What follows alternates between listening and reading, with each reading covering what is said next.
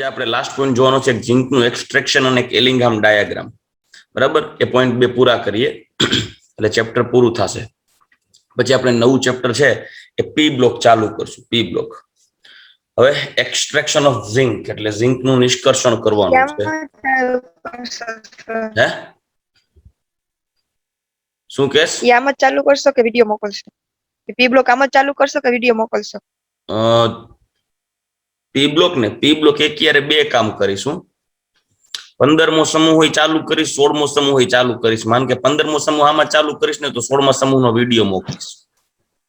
16મો એમાં ચાલુ કરીશ તો 15માનો વિડીયો મોકલીશ. એક યારે બે કામ ચાલુ થાય એટલે ચેપ્ટર ટાઈમે પૂરું થઈ જાય. ચાલો, ઝિંક ઓક્સાઇડ માંથી ઝિંકનું નિષ્કર્ષણ. ઝિંક ઓક્સાઇડ માંથી ઝિંકનું નિષ્કર્ષણ કેવી રીતે કરવાનું છે? બહુ સિમ્પલ છે. ઝિંક ઓક્સાઇડનું જસ્ટ કાર્બન દ્વારા રિડક્શન કરવાનું છે 1673 કેલ્વિન તાપમાને ગરમ કરીને. એની અંદર કંઈક પ્રોસેસ એવી હોય કે માની લો કે કોઈ એક જગ્યાએ ઝિંક ઓક્સાઇડ, ટૂંકમાં કાર્બન ઝિંક ઓક્સાઇડ છે એની ખનિજ રાખવાની છે. એકચ્યુઅલી વાપરવામાં આવે છે તો ZnCO3 નું કેલ્સિનેશન કરો એટલે ZnO બને અને CO2 બને. અથવા તો જો ઝિંક સલ્ફાઇડ વાપરવામાં આવે, ઝિંક બ્લેન્ડ, તો એનું પહેલા ફીણ પ્લવન પદ્ધતિ કરવાની અને પછી ફીણ પ્લવન પદ્ધતિ કરી અને એનું રોસ્ટિંગ એટલે ભુંજન કરો. ભુંજન કરશો એટલે ZnO બનશે. અહીંયા ZnO લઈ ડાયરેક્ટ ફાઇનલ સ્ટેપની વાત કરીએ તો ZnO ની પ્રક્રિયા કરાવવાની છે કાર્બન સાથે. કાર્બન સાથે તમે અહીંયાથી ઊંચા તાપમાને ગરમ કરશો. તમે કીધું છે 1673 કેલ્વિન એટલે એપ્રોક્સિમેટ 1400 ડિગ્રી સેલ્સિયસ તાપમાન. અહીંયા કાર્બન ને અહીંયા મીણબત્તી મૂકીને ગરમ કરવાનું છે 1473 ડિગ્રી સેલ્સિયસ તાપમાન સુધી ગરમ કરે. બરાબર, મીણબત્તીથી ન થાય પણ કાર્બન સળગાવવાનું. ત્યારે અહીંયા એક ટનલ ટ્યુબ રાખેલી હોય. આ ટ્યુબ છે એ ઉચ્ચ તાપ સહન કરી શકે, ઊંચું તાપમાન સહન કરી શકે તેવી ઈંટોથી બનેલી હોય. એટલે એવી ઈંટ હોય કે જે હીટ એબ્ઝોર્બ કરી શકે, ઊંચું તાપમાન છે એ સહન કરી શકે. એટલે અહીંયા શું થશે? પ્રક્રિયા જેવી થશે કે તરત જ ઈ શેમાં રૂપાંતર થાય? CO વત્તા Zn માં પ્રક્રિયામાં નિપજ મળશે. CO plus Zn. CO plus Zn. Zn છે ZnO માંથી બને, મતલબ ZnO રિડ્યુસ થઈને Zn બને. જ્યારે કાર્બન ઓક્સિડાઇઝ થઈને કાર્બન મોનોક્સાઇડ બને. આ કાર્બન મોનોક્સાઇડ જેવો બનશે કે તરત જ ઘેરા વાદળી રંગની જ્યોત ઉત્પન્ન થશે. મતલબ એમાં વાદળી રંગ ડેવલપ થશે. સિવાય કાર્બન મોનોક્સાઇડના સળગવાથી થયું છે. એટલે હજી ફર્ધર CO2 માં કદાચ રૂપાંતર થાય, પણ વાદળી રંગ ઉત્પન્ન થાય પ્રૂફ કરે છે કે ભાઈ Zn બની ગયું. અહીંયા Zn છે એટલું ઊંચા તાપમાને ગરમ થયું કે લિક્વિફાઈડ થઈ જાય. લિક્વિફાઈડ થાય ને એટલે અહીંયાથી Zn છે આગળ વધતું જાય અને ધીમે ધીમે જેમ જેમ આગળ થાત વધશે એમ આગળ. હા રવિના ને એડ કરો તો. ખીજા શું પ્રેમથી કીધું હતું કરી દે. આવાજ છો હાવ હવાર હવારમાં ખીજાવો તો મને દુઃખ લાગશે. તું નહીં લેવો લેક્ચર. તને કોઈ દી ખીજાણો? હું ખીજાણી? હા ખીજાણા તમે મને. તો આટા શું કર્યું તે? અટાણે હું કઈ નથી ખીજાણી, મેં તો નિરાતે જ કીધું. વિચાર તો કર, હજી તે નિરાતે કીધું તો ખીજાણ્યું તો શું કરે?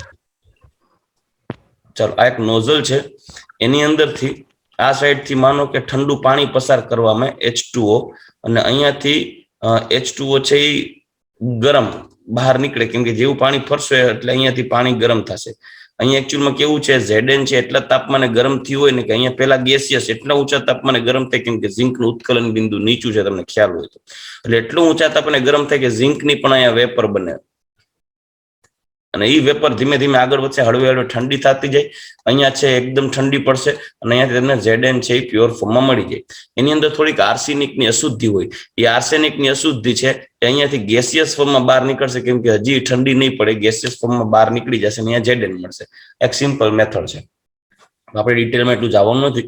ઝિંક ઓક્સાઇડનું રિડક્શન કોક વાપરીને કરવામાં આવે, એટલે કાર્બન કોલસો વાપરીને કરવામાં આવે, કાર્બન પાવડર.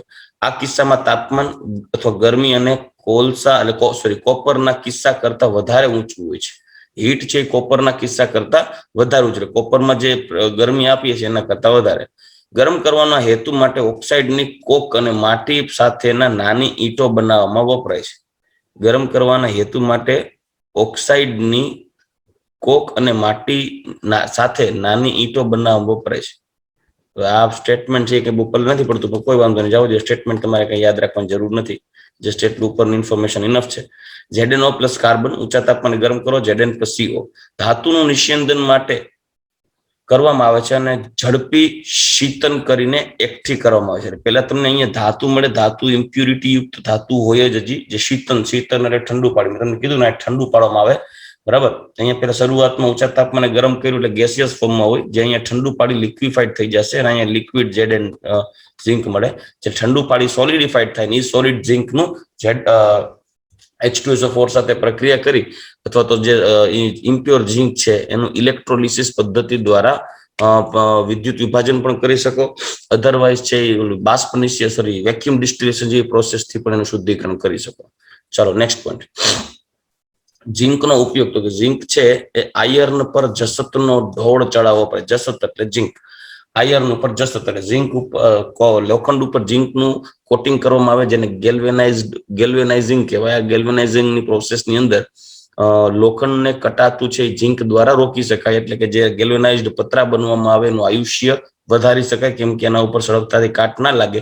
કેમ કે જ્યાં સુધી ઝિંક હોય ત્યાં સુધી લોખંડનું ઓક્સિડાઇઝ થઈને એના કાટમાં રૂપાંતર નહીં થાય, કેમ કે ઝિંકનો ઓક્સિડેશન પોટેન્શિયલ રિડક્શન પોટેન્શિયલ સૌથી ઓછો છે Fe કમ્પેરેટિવલી, એટલે કે ઓક્સિડેશન પોટેન્શિયલ વધારે છે. તે પ્રમાણમાં બેટરીમાં વપરાય છે, મોટા પ્રમાણમાં બેટરીમાં વપરાય છે. કેટલીક મિશ્ર ધાતુઓમાં ઘટક તરીકે વપરાય, જેમ કે પિત્તળમાં 60% કોપર, 40% ઝિંક, જર્મન સિલ્વરમાં 25-30% કોપર અને 25-30% ઝિંક, અને નિકલ છે 40-50%. જર્મન સિલ્વર છે એ તમે જોશો એટલે એક્ઝેક્ટલી સિલ્વર જેવું લાગે, પણ એની અંદર સિલ્વરનો 1% ન હોય, બરાબર. સિલ્વર જેવું લાગે તેમાં સિલ્વર ન હોય, અને જર્મન સિલ્વર કહેવાય. ઝિંકની ડસ્ટ છે એ રંગકો કે રંગો, ટૂંકમાં પિગમેન્ટ્સની બનાવટમાં, કલરની બનાવટમાં ઉપયોગ થાય અને એક રિડક્શન કરતા તરીકે વાપરી શકાય. Zn ને રિડક્શન કરતા તરીકે ક્યાં વાપરી ગયા? Zn ને રિડક્શન કરતા તરીકે વાપરી ગયા AuCN ટ્વાઇસ માઇનસ વત્તા Zn. યાદ આવે છે? Au અથવા Ag અને 2 મોલ આ ઇમ્પ્યોર હતું, એમાંથી બંને ZnCN4 -2 + 2 moles of Au or Ag. આવું યાદ આવ્યું? આવું કંઈક આપણે આગળ જોઈ ગયા હતા ગોલ્ડનું પ્યોરિફિકેશન. ચાલો રેડી? ઓકે, હવે આપણે આગળ વધીએ એલિંગહામ ડાયાગ્રામ, મતલબ એલિંગહામની આકૃતિઓ.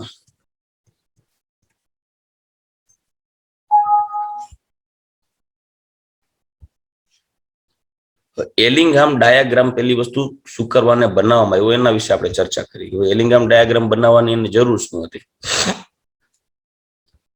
તો સૌથી પહેલા તો એલિંગહામ નામના સાયન્ટિસ્ટે કોઈ પણ મેટલને તેમના ઓક્સાઇડમાં રૂપાંતર કરવા માટે કેટલા તાપમાનની જરૂર છે એ તાપમાન સાથે એનો સંબંધ અને ડેલ્ટા જી માટે એક જેને કહેવાય કે ડાયાગ્રામની રચના કરી, મતલબ આકૃતિ બનાવી, જેને કહેવાય એલિંગહામ ડાયાગ્રામ. ફોર એક્ઝામ્પલ, ખાસ જોજો એલિંગહામ ડાયાગ્રામ શું કરીને બનાવવામાં આવ્યો.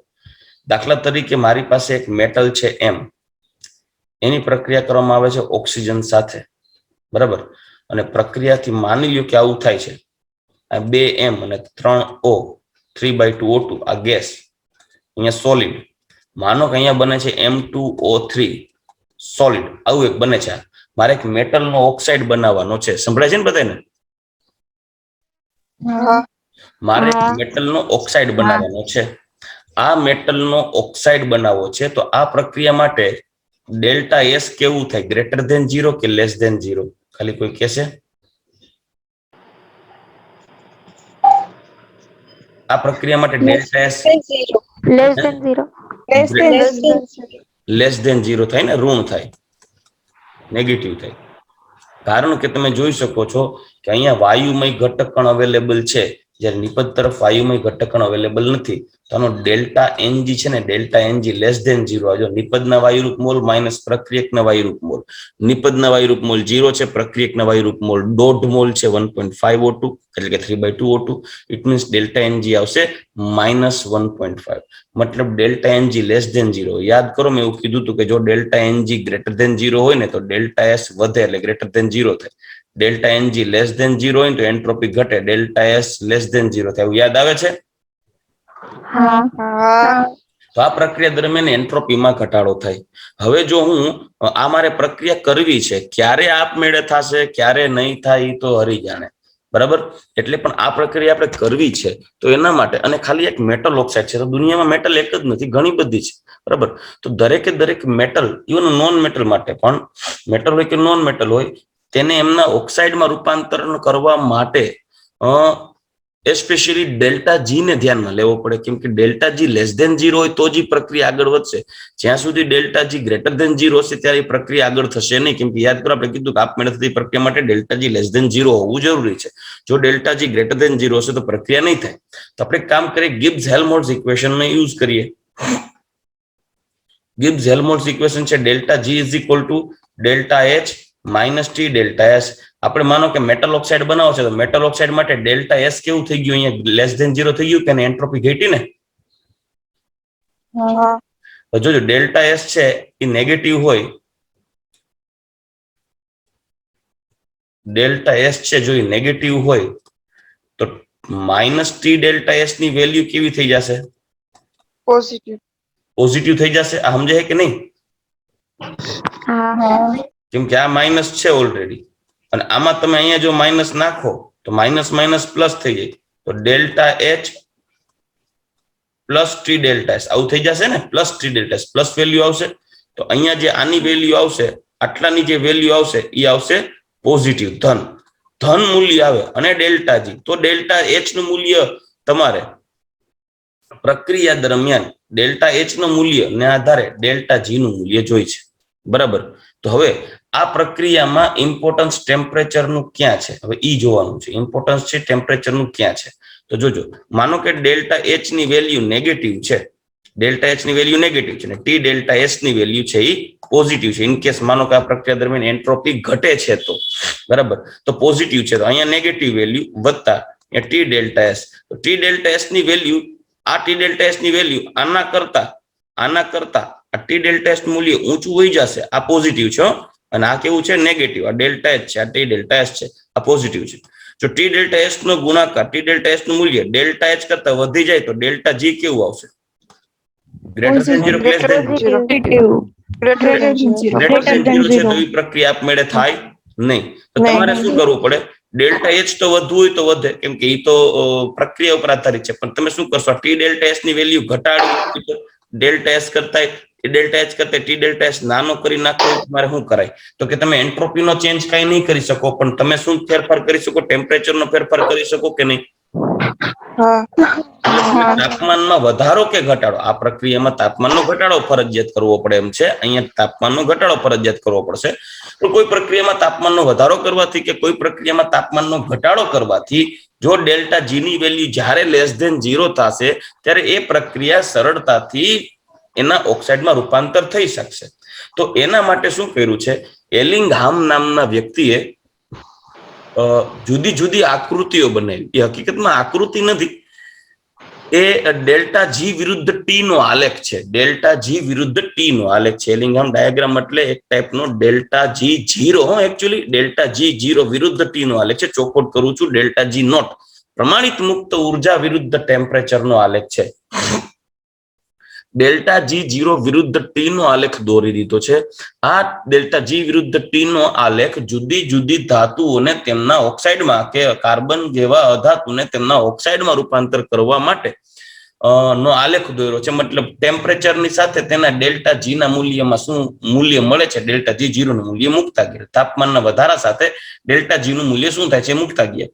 તેમના દરેક આલેખમાં ઢાળ ઓલમોસ્ટ છે ચડતો એટલે પોઝિટિવ ઢાળ આવ્યો. એટલે મોટા ભાગના આલેખો એના ચડતા આલેખ હોય. તમે જોઈ શકો છો આકૃતિમાં, જોજો આ બધો ભાગ તમને ઉપર ચડતો દેખાય છે. એટલે આનો ઢાળ કેવો આવે? નેગેટિવ કે પોઝિટિવ?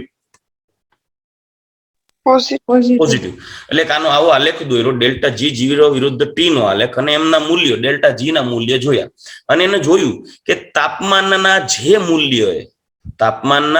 જે મૂલ્યોએ ડેલ્ટા જી ની વેલ્યુ લેસ ધેન 0 હશે તે તાપમાને એ મેટલ તેમના ઓક્સાઇડમાં રૂપાંતર થઈ શકશે. દીકરાઓ સાંભળજો, એલિંગહામ નામના વ્યક્તિએ આ ડાયાગ્રામ્સ મેટલને તેમના ઓક્સાઇડમાં રૂપાંતર કરવા માટે બનાવ્યા છે, જેનો ઉપયોગ આપણે મેટલ ઓક્સાઇડને મેટલમાં રૂપાંતર કરવા માટે કરીએ છીએ. એટલે તમે સમજાય છે શું કહેવા માંગુ છું?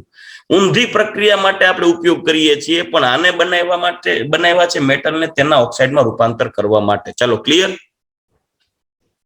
હવે આપણે જોવાનું છે સાહેબ, આ મેટલના ઓક્સાઇડ ને તેના ઓક્સાઇડમાં રૂપાંતર કરવા માટેના આ એલિંગહામ ડાયાગ્રામનો ઉપયોગ આપણે શું કરવાને કરીએ છીએ? તો એના માટે આપણે આગળ પોઈન્ટ ડિસ્કસ કરી. ડાયાગ્રામ ઉપરથી હું તમને સમજાવીશ, બહુ ખાસ ધ્યાન રાખજો અને પછી તમને કહીશ કે તમારે શું ધ્યાન રાખવાનું જો ક્વેશ્ચન છે તો. ચાલો, ગિબ્સનું સમીકરણ છે delta G is equal to delta H minus T delta S, બરાબર?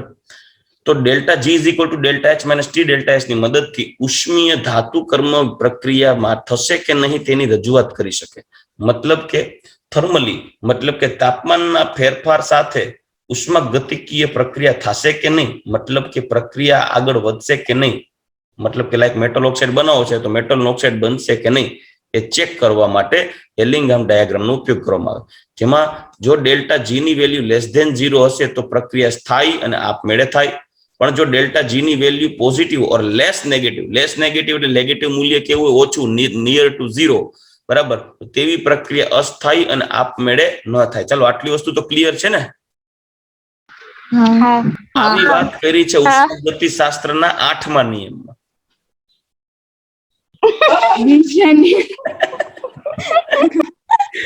કયા નિયમમાં કરી છે?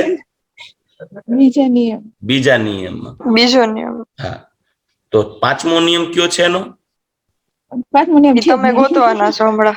એવું છે તો જહાનત પીને બેઠા કે શું સર? હે, પછી ચા પીધો છે કે નહીં? ચા નથી પીતો. ઉષ્માગતિશાસ્ત્ર ના, યાદ 5મો નથી. નિયમ એવો કહે છે કે આવા ઉનાળામાં હવાર પડે ટાઢક થાય એટલે સ્ટુડન્ટ ટાણે ઉઠે નહીં. એટલે ઉષ્માગતિશાસ્ત્ર 5મો નિયમ એવો કહે છે કે સ્ટુડન્ટને પરીક્ષા નજીક આવતી હોય, ટાણામાં ઉઠાડવો હોય તો સાહેબે વહેલા ઉઠીને લેક્ચર રાખવો પડે તો સ્ટુડન્ટ આપમેળે ઉઠે. આ ઉષ્માગતિશાસ્ત્રનો 5મો નિયમ છે. તમને શિયાળામાં ન ઉઠે, તો ચોથો નિયમ ઉનાળામાં કયો બધા છે? ઉઠી જાય. તાવ પણ હવે શિયાળામાં ન ઉઠે? શિયાળામાં તો સાહેબ ન ઉઠે ને. સર, ચોથો નિયમ તો વચ્ચે સ્કીપ કરી નાખ્યો. હે? ચોથો નિયમ તો સ્કીપ કરી નાખ્યો. ચોથો નિયમ બની ગયો છે, પછી પરમિશન માં ગયો છે એટલે આઈયુપીએસસી પરમિશન નથી આપી. તમે બોલતા નહીં પણ સાહેબ. જે હું આઈયુપીએસસી ક્યાંથી આવ્યું સર? અહીંયા તો બધું ઘરનું જ છે. અહીંયા કઈ ફાકા બંધ કરો. ચાલો, હાલો, ફાકા બંધ, આગળ વધીએ. જ્યારે ઉષ્મીય ઈશા જાગસ? હા. Very good. નાસ્તો કર્યો કે ભૂખા પેટે બેહી ગઈ બેન? ના, નાસ્તો વેતનો આવ્યો, કાંઈ વાંધો નહીં. હા, પટેલ બધા જાવ, પટેલની છોકરી બેઠી ને જેટલી બબ્બે તન ભાખરી દાબીને આવી છે. જાવ ને એમને બેઠા છો. હોય નથી પૂછતો તો ખાલી, મને તો ચાય નથી દીડો. આ તો વાતો કરી. હું એકલો ઉઠીને મીંડો ભણાવે, બધા હુતા મોજથી. કઠણાઈનો પાર નથી ભાઈ. હું આમાં કહું, તમે તમારા ઘરવાળાનું ધ્યાન રાખજો. હો, ચાલો. જ્યારે ઉષ્મીય ધાતુ કર્મ વિધિ એટલે કે ઉષ્મીય ધાતુ કર્મ અને ટેમ્પરેચરને આધારે જ્યારે પ્રોસેસ કરવામાં આવે ત્યારે પ્રક્રિયાઓ એક કરતા વધુ તબક્કા ધરાવતા ધાતુ કર્મ વિધિમાં સ્થાયી તબક્કો એલિંગહામ ડાયાગ્રામ એલિંગહામ આકૃતિ દ્વારા સમજાવી શકાય. મતલબ કે જુદા જુદા સ્ટેપમાં કયો સ્ટેપ વધારે સ્ટેબલ છે, કયા સ્ટેપમાં ઇઝીલી પ્રોડક્ટ મળશે, એ એલિંગહામ ડાયાગ્રામ દ્વારા સમજાવી શકાય. કઈ રીતે? તો કે એલિંગહામ ડાયાગ્રામમાં જે સ્ટેપ માટે ડેલ્ટા જી ની વેલ્યુ લેસ ધેન 0 આવતી હોય એ પ્રક્રિયા આપમેળે સરળતાથી થતી હોય. પણ આપણને જે સ્ટેપ સરળતાથી જોતું હોય તો આપણે કંઈક એવું ટેમ્પરેચર એડજસ્ટ કરવું પડે એઝ પર એલિંગહામ ડાયાગ્રામ કે જે તાપમાને તે પ્રક્રિયા માટેના ડેલ્ટા જી ની વેલ્યુ લેસ ધેન 0 બને. એના માટે સંપૂર્ણ પહેલા પ્રક્રિયા કરી એ ધાતુને તેના ઓક્સાઇડમાં રૂપાંતર કરવા માટે તાપમાન વિરુદ્ધ ડેલ્ટા જી નો આલેખ દોરવો પડે, જે એલિંગહામ નામના વ્યક્તિએ જુદા જુદા મેટલ્સ, નોન મેટલ્સ માટે ઓક્સિજન સાથેની પ્રક્રિયા દ્વારા ઓક્સાઇડ બનાવી અને બધા જ ડેલ્ટા જી વિરુદ્ધ ટી ના આલેખોનો એક ગૂંચળો બનાવીને દીધો છે આલેખનો, બરાબર, જેને એલિંગહામ ડાયાગ્રામ કહેવાય, જેનો આપણે ઉપયોગ કરશું. તો એલિંગહામ ડાયાગ્રામની આકૃતિમાં ડેલ્ટા જી વર્સિસ ટી નો આલેખ હોય. તો હવે આપણે આગળનો પોઈન્ટ આપણે આગળ વધીએ, એલિંગહામ ડાયાગ્રામ. ચાલો, એલિંગહામ ડાયાગ્રામ તરફ આગળ વધીએ. તો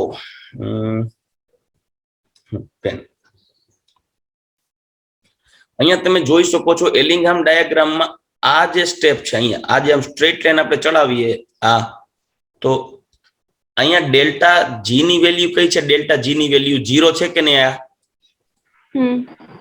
તો આનાથી ઉપર ડેલ્ટા જી કેવું થઈ જશે? પોઝિટિવ નહીં, પોઝિટિવ. ડેલ્ટા જી ની વેલ્યુ અહીંયા કે હશે તમારા નેગેટિવ. કાનમાં વાંધો હોય છે. હા, મારા કાનમાં વાંધો છે, લે ને. હવે જોઈએ. પડી ગઈ. હા પડી ગઈ, બસ.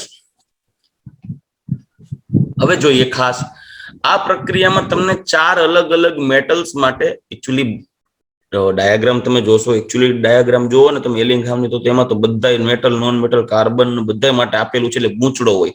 પણ આપણે ટેક્સ્ટ બુક માંથી સિલેક્ટેડ મેટલ ઓક્સાઇડ્સ ની જે ડાયાગ્રામ છે એને આધારે આપણે જોઈએ તો સિલેક્ટેડ મેટલ ઓક્સાઇડ્સ આપણે આપ્યા છે, આપણે એના આધારે જોઈએ. અહીંયા તમને 4 અલગ અલગ મેટલને તેમના ઓક્સાઇડમાં રૂપાંતર કરવા માટેની પ્રક્રિયાઓ આપેલી છે. એક આપી છે ક્રોમિયમ ના ઓક્સિજન સાથેની પ્રક્રિયાથી Cr2O3 ની રચના, એલ્યુમિનિયમની ઓક્સિજન સાથેની પ્રક્રિયાથી Al2O3 ની રચના, મેગ્નેશિયમની ઓક્સિજન સાથેની પ્રક્રિયાથી મેગ્નેશિયમ ઓક્સાઇડની રચના અને Ca ની ઓક્સિજન સાથેની પ્રક્રિયાથી કેલ્શિયમ ઓક્સાઇડની રચના. બધા માટે ડેલ્ટા જી ના મૂલ્યો આપેલા છે.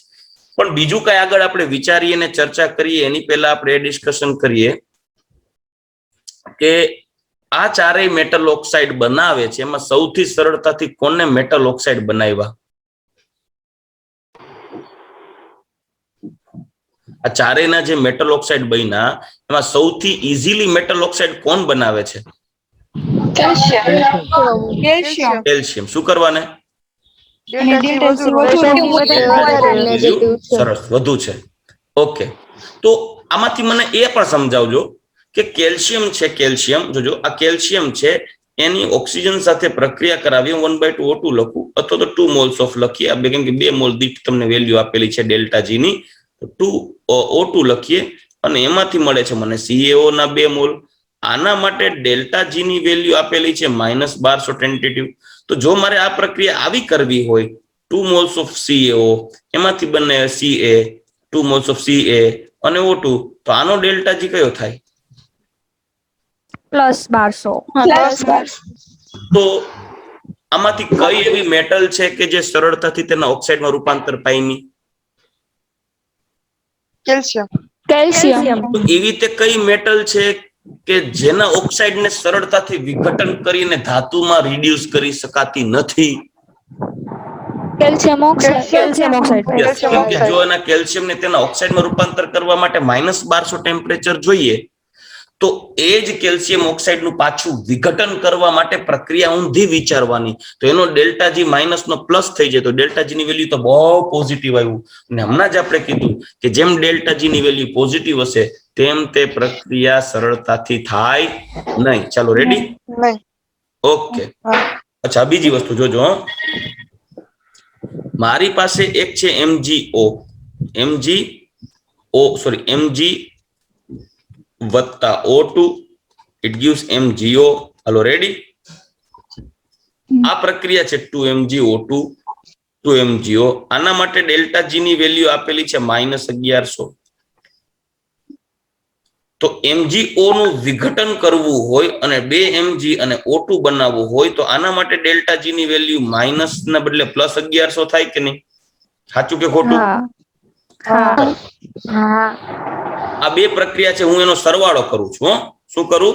સરવાળો. જોજો, મારે હું બનાવું? જો પહેલી, બીજી, ત્રીજી અને ચોથી, 4 પ્રક્રિયાઓ તમારી સામે રાખી છે. તમને સમજાવું, જોજો, ન સમજાય તો મને પાછા પૂછી લેજો.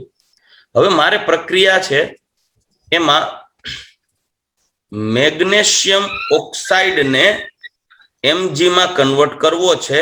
સાંભળજો, મેગ્નેશિયમ ઓક્સાઇડ ને Mg માં કન્વર્ટ કરવો છે, O2 વાયુ પ્રોડ્યુસ કરવું છે.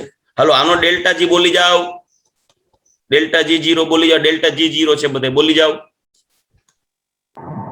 +1100. ચાલો સરસ, +1100. બીજી વસ્તુ, આના કેલ્શિયમ ના સંપર્કમાં લઈ આવવામાં આવે 2CaO + O2, it gives 2CaO. આનો ડેલ્ટા જી ની વેલ્યુ કેટલી છે આ પ્રક્રિયા માટે? -1200. આ ચોથી પ્રક્રિયા. અને આ કેટલામી પ્રક્રિયા હતી? બીજી નહીં, પહેલી હતી ને? પેલી. આનો ડેલ્ટા જી -1200. તો બેયનો સરવાળો જીકી દઈએ તો O2 ક્યાં? 2MgO વત્તા 2Ca ઇટ ગિવ્સ 2mg વત્તા 2CaO આવું થશે કે નહીં? તો આનો ડેલ્ટા જી ટોટલ કેટલો થાય? -100 જો -100 થાવું મતલબ આ પ્રક્રિયા કોઈ દી થાય નહીં, બરાબર કે નહીં? ડેલ્ટા જી લેસ ધેન 0 થાય. આ પ્રક્રિયાનો ડેલ્ટા જી કેવો થઈ ગયો? Less than less than 0 less than 0 એટલે આ પ્રક્રિયા શક્ય છે. છે. કે મેગ્નેશિયમ ઓક્સાઇડ માંથી તમારે મેગ્નેશિયમ જોતું હોય, સાંભળજો, મેગ્નેશિયમ ઓક્સાઇડ માંથી મેગ્નેશિયમ જોતું હોય તો તમે કેલ્શિયમ ને as a reducing agent use કરી શકો કે ન કરી શકો? કરી શકો. કેલ્શિયમ નું ઓક્સિડેશન થયું એટલે રિડ્યુસિંગ એજન્ટ થયો કે નહીં? હા આ સમજાઈ ગયું પ્રેક્ટિકલી? ચાલો હજી આપણે એક એક્ઝામ્પલ અહીંયા સાઈડમાં લખી દઉં, પછી એવું છે અને અહીંયા જ આપણે લખવું પડશે એટલે તમને દેખાય. હવે બીજું એક એક્ઝામ્પલ લઉં, જોજો. આ જ વસ્તુ આપણે આ આકૃતિનો ઉપયોગ કરવો છે, પણ આ વખતે મારે આવું કરવું છે. જો 2CaO વત્તા ઇટ ગિવ્સ 2Ca વત્તા O2, આના માટે ડેલ્ટા જી +1200.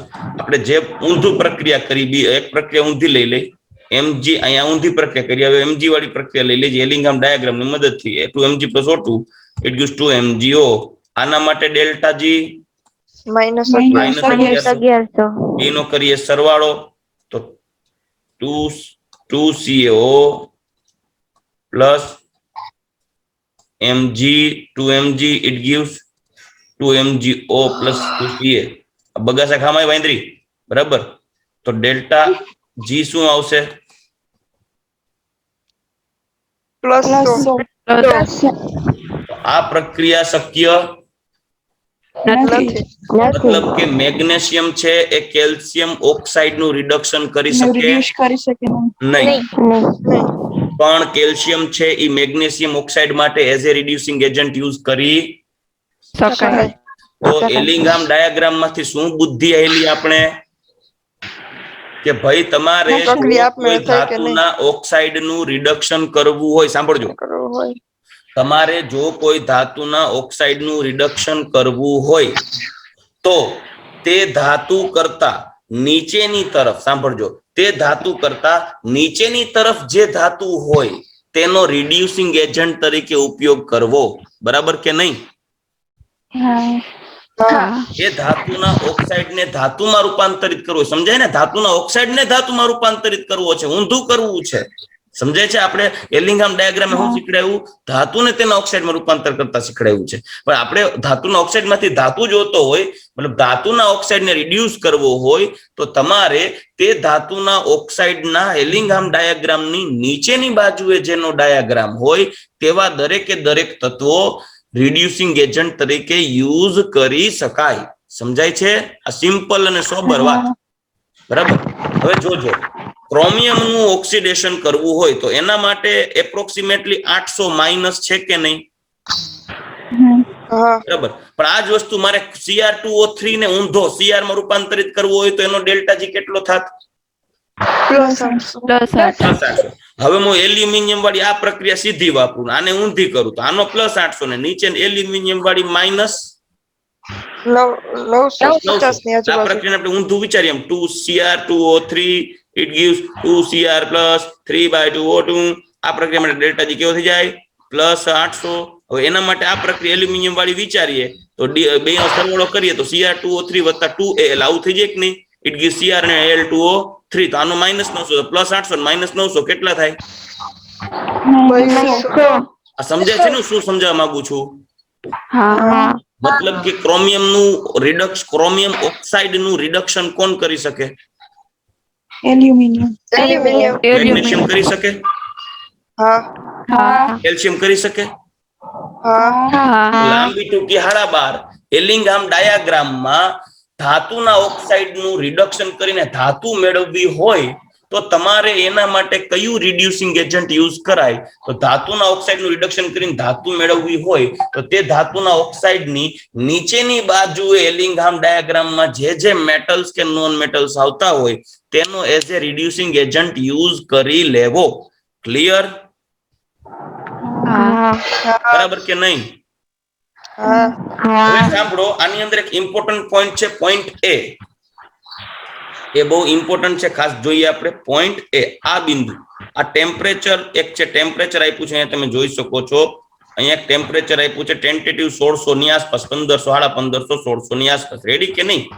સમજો, જો આ ટેમ્પરેચર થી આ બાજુ જો, ટેમ્પરેચર ની આ બાજુ જોઈએ, આ બાજુ મરો આમ ભાગનો ટેમ્પરેચર ની લેફ્ટ સાઈડ જોવો તો એની અંદર એલ્યુમિના Al2O3 નું રિડક્શન કરવું હોય, સમજાય છે? Al2O3 નું એલ્યુમિનિયમમાં રિડક્શન કરવું હોય, સાંભળજો, 1500 કેલ્વિન કે 1600 કેલ્વિન ની આસપાસ કરવું છે. એનાથી નીચે એ બિંદુ એની વાત કરીએ છીએ આપણે, ત્યારે એ બિંદુ આપ્યો છે. હવે એ બિંદુએ બે પ્રક્રિયા માટે, કઈ પ્રક્રિયા? એલ્યુમિનિયમ નો એના ઓક્સાઇડ અને મેગ્નેશિયમ નો એના ઓક્સાઇડમાં રૂપાંતર કરવા માટે એ બિંદુએ બેના ડેલ્ટા જી કેવા થઈ ગયા? સરખા. સમજાય કે નહીં? આ બેના ડેલ્ટા જી હરખા થાય કે નહીં? મતલબ પ્રક્રિયા કેવી થઈ ગઈ? હરખી થઈ ગઈ. ઓવરઓલ પ્રક્રિયાનો સરવાળો કેટલો થાય? 0 એક +700 ને એક -700 આડાવડી પ્રક્રિયા કરીએ તો 0 થઈ જાય ને? 0. હા મારે Al2O3 ને Al માં રૂપાંતરિત કરવો છે. કેનો ઉપયોગ કરીને? મેગ્નેશિયમ નો ઉપયોગ કરીને. સમજાઈ ગયું? તો એમાં મેગ્નેશિયમ નો ઉપયોગ કરવો હોય તો Al2O3 માંથી Al ને રૂપાંતરિત કરવા માટે મેગ્નેશિયમ ને એઝ એ રિડ્યુસિંગ એજન્ટ વાપરવો હોય તો મેગ્નેશિયમ કઈ સાઈડ હોવો જોઈએ? ડાયાગ્રામમાં ઉપર હોવો જોઈએ કે નીચે હોવો જોઈએ? નીચેની સાઈડ. નીચે. કયા તાપમાનની આસપાસ એલિંગહામ ડાયાગ્રામમાં મેગ્નેશિયમ નીચેની સાઈડ છે? 1600 થી ડાબી બાજુ. ઇન શોર્ટ, એ થી નીચે કે નહીં? એ થી મતલબ આ ટેમ્પરેચર, મતલબ એ બિંદુથી નીચા તાપમાને, બરાબર, એ બિંદુથી નીચા તાપમાને Al2O3 નું રિડક્શન કોણ કરી શકે? Mg કરી શકે. પરંતુ ઊંચા તાપમાને જાય તો ન કરી શકો. તો ઊંધું થઈ જાય. તો કોણ કરે? તો મેગ્નેશિયમ ઓક્સાઇડ નું એલ્યુમિનિયમ રિડક્શન કરે. તો કેમ કે તમે અહીંયા જો, અહીંયા આ ગ્રાફ ઉપર આવી ગયો, Mgo અહીંયા આવી ગયો, જો સમજી ગયો? આ ગ્રાફ ઉપર ચડી ગયો, એલ્યુમિનિયમ વાળો વળાંક નથી વળ્યો. 2Mg + O2 it gives 2MgO, અને આ થઈ ગયું 2Al + 3/2 O2 it gives Al2O3. આ તાપમાન એ બિંદુથી ઊંચા તાપમાને Mgo + Al it gives Mg + Al2O3 આવું થઈ જશે, રાઈટ કે નહીં? આનો ડેલ્ટા જી ની વેલ્યુ નેગેટિવ થઈ જાય. ચાલો, ક્લિયર? મતલબ કે એલ્યુમિનિયમ મેગ્નેશિયમ ઓક્સાઇડ નું રિડક્શન કરી શકે એ બિંદુથી ઊંચા તાપમાને, રાઈટ? અને મેગ્નેશિયમ એલ્યુમિનિયમ ના ઓક્સાઇડ નું રિડક્શન નહીં કરી શકે. કયા તાપમાને? એ બિંદુથી ઊંચા તાપમાને. એ બિંદુથી ઊંચા તાપમાને. પણ મેગ્નેશિયમ એલ્યુમિનિયમ ના ઓક્સાઇડ નું રિડક્શન કરી શકે કયા તાપમાને? એ બિંદુથી નીચા તાપમાને. અને મેગ્નેશિયમ એલ્યુમિનિયમ ના ઓક્સાઇડ નું રિડક્શન નથી કરી શકતું એ બિંદુથી નીચા તાપમાને. એ બિંદુથી ઊંચા તાપમાને. ટૂંકમાં આ બધાય કન્ક્લુઝન એક બિંદુ ઉપર ઉભા રહે છે, એક પોઈન્ટ ઉપર, કે તમારે જે ધાતુના ઓક્સાઇડ નું રિડક્શન કરવું હોય એમના રિડક્શન માટે કયો એલિમેન્ટ વાપરવો એઝ એ રિડ્યુસિંગ એજન્ટ એ બતાવે છે કે એલિંગહામ ડાયાગ્રામમાં નીચે હોય ને એને જ રિડ્યુસિંગ એજન્ટ વાપરી શકાય. ક્લિયર? ક્રોમિયમ ના ઓક્સાઇડ નું રિડક્શન કરવું છે મારે, આના ઓક્સાઇડ નું રિડક્શન કરવું છે, આ પ્રક્રિયા ઊંધી ભગાડવાની છે ને, તો શ્રેષ્ઠમાં શ્રેષ્ઠ રિડ્યુસિંગ એજન્ટ કયો થાય આમાંથી ત્રણેયમાંથી? કેલ્શિયમ. કારણ કે માઇનસમાં કારણ કે માઇનસ ડેલ્ટા જી વધુ વધુ ઋણ છે એટલે એનો ડેલ્ટા જી પણ માઇનસ મોટો આવશે, બરાબર કે નહીં? કેમ કે બેનો તફાવત જોશો તો આને 800 કરીને આને 1200 કરી, આને પ્રક્રિયા Cr2 વાળી પ્રક્રિયા ઊંધી કરવી પડે ને ક્રોમિયમ નો ઓક્સાઇડ ને ક્રોમિયમ માં ફેરવવા માટે. તો +800 કરી નાખું, ઓલો Ca માંથી CO બનશે -1200, તો +800 -1200 ડેલ્ટા જી નો ડિફરન્સ આવશે -400. સમજાઈ ગયું? તો એલિંગહામ ડાયાગ્રામ ક્લિયર થઈ? તો કોઈને કઈ પ્રશ્ન નથી ને હવે? ઓકે, ચાલો તો ફટાફટ એક નજર નાખીએ. જો આ પ્રક્રિયામાં તમે જોશો ડેલ્ટા જી ની વેલ્યુ નેગેટિવ ક્યાં હોય, તો જો આમાં તમને આ આલેખ ઉપરથી ખબર પડશે કે ડેલ્ટા જી ની વેલ્યુ કેલ્શિયમ છે એ ત્રણેયનું રિડ્યુસિંગ એજન્ટ તરીકે યુઝ કરી શકે કે નહીં? રિડ્યુસિંગ એજન્ટ તરીકે વપરાશે ને ત્રણેય પ્રક્રિયા માટે ઉપરની છે કે નહીં? હા. ક્લિયર? તો હા. જો Ca છે MgO Al2O3 કે Cr2O3 સાથે પ્રક્રિયા કરે Ca, તો CO માં રૂપાંતર થાય અને આ બધાનું શું કરી નાખે? રિડક્શન કરી નાખે. એટલે આ કોણ થયો? રિડ્યુસિંગ એજન્ટ થઈ શકે. એજન્ટ. હાલો રેડી? પછી અહીંયા જો ક્રોમિયમ છે, ક્રોમિયમ ઈ 3 માંથી એકયનું રિડક્શન કરી શકે? નહીં. ના. બરાબર. શું કરવાને? ડેલ્ટા G સૌથી ઓછો છે. આના માટે ડેલ્ટા G ની વેલ્યુ કેવી થશે? પોઝિટિવ ઓછી થશે કે નહીં? હમ. તો પોઝિટિવ થાય આ પ્રક્રિયા આપમેળે નહીં થાય. આપમેળે નહીં થાય. આપમેળે ન થાય. આપમેળે ન થાય. હાલો રેડી? એટલે આ પ્રક્રિયા થશે નહીં. જો જુઓ, એલિંગહામ આલેખ મુજબ નીચેના ભાગમાં આવેલી ધાતુઓ, એટલે તમને તો નીચેની પ્રક્રિયા છે ને એવી બતાવી છે. જો આ પ્રક્રિયા કરવામાં આવશે ને, ક્રોમિયમ માંથી CaO MgO કે Al2O3 આરે પ્રક્રિયા કરાવો અને Cr2O3 બનાવો અને બધી ધાતુને નિષ્કર્ષિત કરો રિડક્શન કરીને, તો આ પ્રક્રિયા માટે ડેલ્ટા G ની વેલ્યુ પોઝિટિવ થાય અને પોઝિટિવ થાય તો તમને પ્રક્રિયા મળશે નહીં. રેડી કે નહીં? એલિંગહામ આલેખ મુજબ નીચેના ભાગોમાં આવેલી ધાતુઓ તેના ઉપરના ભાગમાં આવેલી ધાતુઓનું રિડક્શન કરી શકે છે. સમજાય કે નહીં? બરાબર. એલિંગહામ ડાયાગ્રામ ને રિલેટેડ તમને કોઈ પણ ક્વેશ્ચન પૂછાય તો તમારે એક જ વસ્તુ મગજમાં બાંધીને રાખવાની, બાકી બધું ભૂલી જવાનું. હા, પછી એ ટાઈમે તમને ક્વેશ્ચન સોલ્વ કરતા આવડતો હોવો જોઈએ, કેમ કે તમને કેવી રીતે પ્રશ્ન પૂછાયેલો છે એ ઇમ્પોર્ટન્ટ છે. પણ તમને એ વસ્તુ મગજમાં બેસેલી હશે તો પ્રશ્ન સોલ્વ કરવો ઈઝી રહેશે. કે એલિંગહામ ડાયાગ્રામમાં મેટલ ઓક્સાઇડને તેના ધાતુ સ્વરૂપમાં રિડ્યુસ કરવી હોય તો એના માટે રિડ્યુસિંગ એજન્ટ તરીકે એમને જ યુઝ કરવાનો કે જે એલિંગહામ ડાયાગ્રામમાં તેની નીચેની બાજુ હોય. હવે એ આ ડાયાગ્રામનો આલેખ જ છે, એ આલેખ આમ ક્રોસ થતો હોય, લાઈક આ એ બિંદુએ તમે આલેખ જોઈ શકો છો, ક્રોસ થઈ ગયો છે. તો ક્રોસ થયેલો આલેખ હોય તો તમારે ત્યારે ટેમ્પરેચરની ખાસ ધ્યાન રાખવાની, કયું ટેમ્પરેચર આપ્યું છે.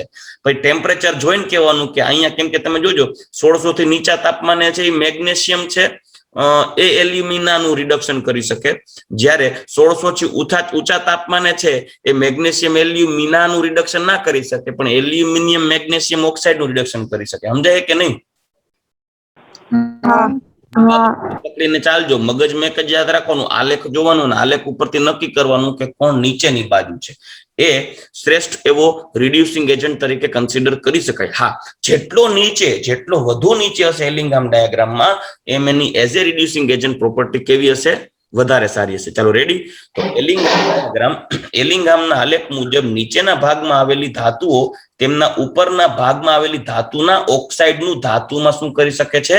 રિડક્શન કરી શકે છે. કારણ કે ઉપરની બાજુ રહેલી ધાતુ કરતા નીચેની બાજુ રહેલી ધાતુનું ઓક્સિજન પ્રત્યેનું આકર્ષણ વધારે હોય, કેમ કે તો જ નેગેટિવ ડેલ્ટા G વધારે હોય ને. સમજાય કે નહીં? જેમ ઓક્સિજનને પ્રબળતાથી પોતાની બાજુ ખેંચી લેશે તેમ તેમ તે વધુ ઉષ્મા ઉત્પન્ન કરશે, એટલે વધુ ને વધુ ડેલ્ટા G છે નેગેટિવ થઈ જાય. ક્લિયર?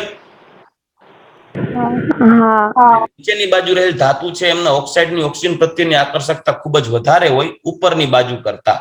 આથી ઉપરની બાજુના ઓક્સાઇડને રાખો તો ઉપરની બાજુના ઓક્સાઇડના ઓક્સિજનને ખેંચી લેશે, કેમ કે નીચેની બાજુ ધાતુ હોય તેનું ઓક્સિજન પ્રત્યેની આકર્ષકતા વધારે હોય. આથી નીચે આવેલી ધાતુઓ ઓક્સિજન પ્રત્યે વધુ આકર્ષણ ધરાવે છે.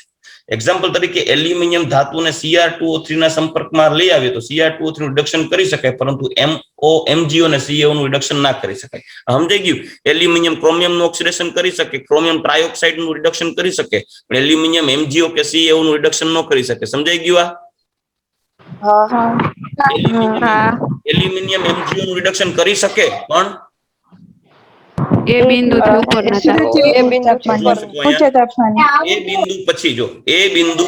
એ બિંદુ પછી ઊંચા તાપમાને ધાતુ MgO નું રિડક્શન કરે છે, કારણ કે MgO ના સર્જન માટે ડેલ્ટા G નું મૂલ્ય ઓછું.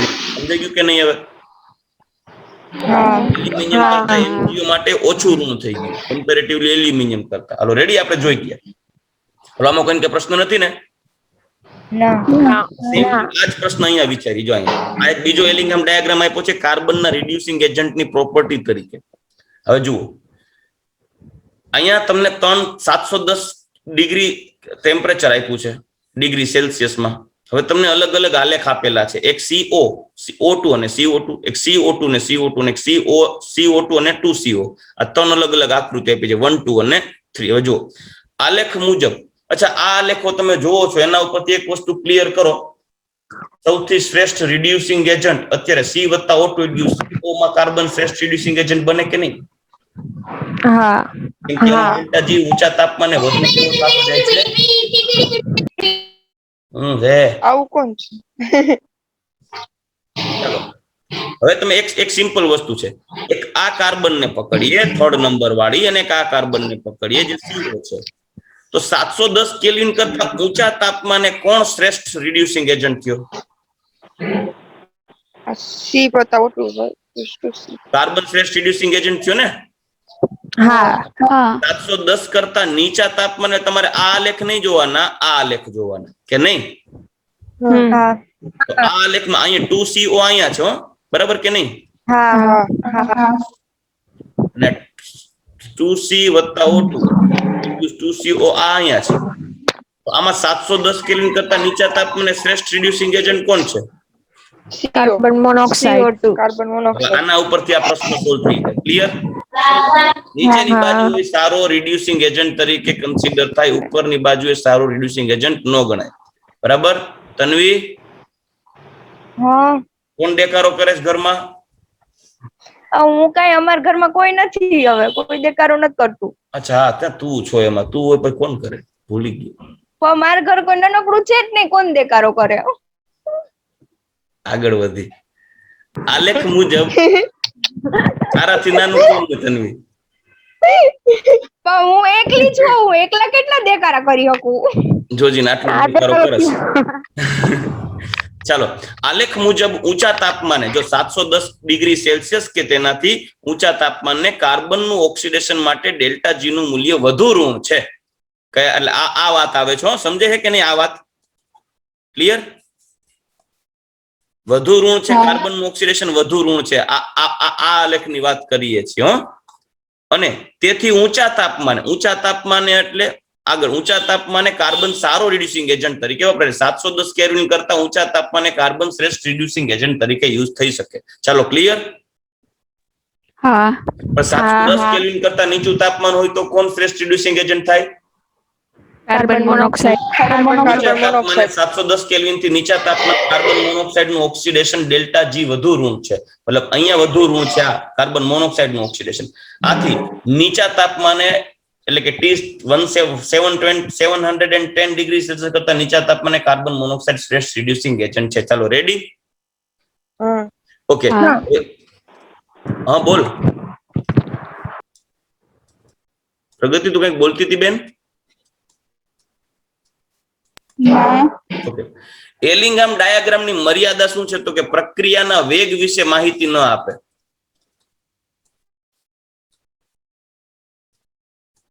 સમજાઈ ગયું? પ્રક્રિયાના વેગ વિશે માહિતી ન મળે. પ્રક્રિયામાં કેમિકલ કાઇનેટિક્સ ની કોઈ વાત જ નથી, કેમ કે આ કોન્સેપ્ટ આખો થર્મોડાયનેમિકલ છે. બરાબર? અને યાદ હોય તો આપણે થર્મોડાયનેમિક્સ માં ભણી ગયા કે ઉષ્માગતિશાસ્ત્ર ને રાસાયણિક ગતિકી સાથે કોઈ સંબંધ નથી.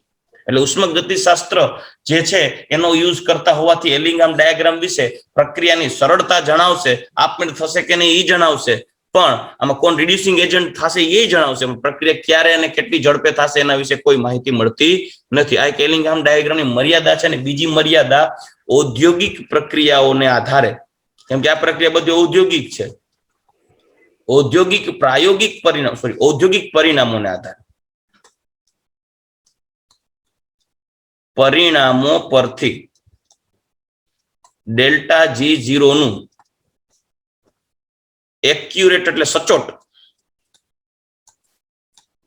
મૂલ્ય મળતું નથી. મતલબ અહીંયા જે આપણે ડેલ્ટા જી ની વેલ્યુ આપેલી છે ને એ 101% એક્યુરેટ નથી હોતી, ટેન્ટેટિવ રેન્ડમ હોય છે, થોડીક નજીકની હોય છે. તો કે પ્રશ્ન થાય શું કરવાને નથી મળતું? કારણ કે તમે જો અહીંયા તમે શું જોવો છો, કેની વેલ્યુ વિરુદ્ધ ટી નો આલેખ છે?